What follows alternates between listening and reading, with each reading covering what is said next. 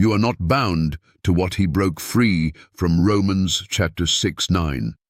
Knowing that Christ being raised from the dead dieth no more, death hath no more dominion over him. What are you still chained to that Jesus already broke? Why are you living under the weight of a curse he shattered? Why do you bow to sin, fear, guilt, shame, and death when the one who conquered them lives inside the believer? You are not bound to what he broke free from. He took your chains, he carried your cross, he entered your grave, and he rose, unbound, undefeated, unstoppable. So what excuse remains? You say you're too weak, too wounded? Then you've misunderstood the power of the resurrection. Jesus didn't rise for himself. He rose for you. And when he walked out of that tomb, every curse that held you lost its grip. You say, I'm just human. He became human to break humanity's curse. You say, I can't stop sinning. He shed his blood to break sin's power. You say, but I feel trapped.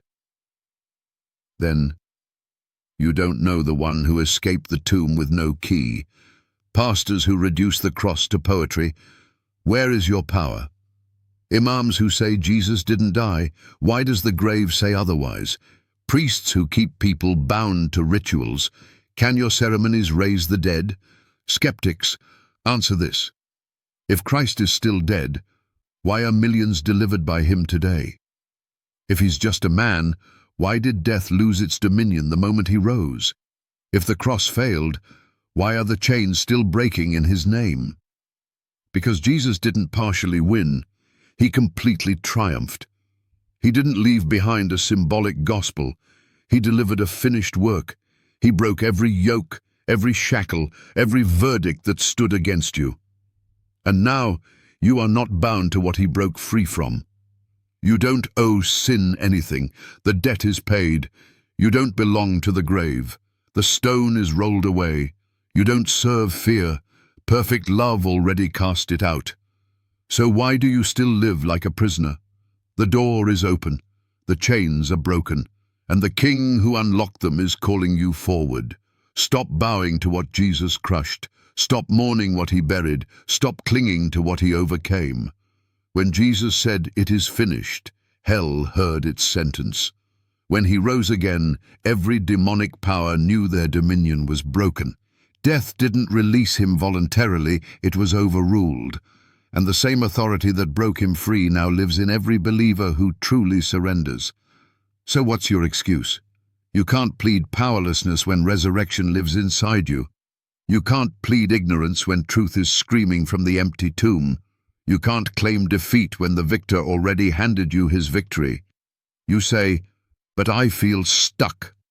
Feelings are not facts. And the fact is this: Jesus is alive, and your bondage has no legal claim anymore. The only chains that remain are the ones you keep grabbing. But the locks are broken.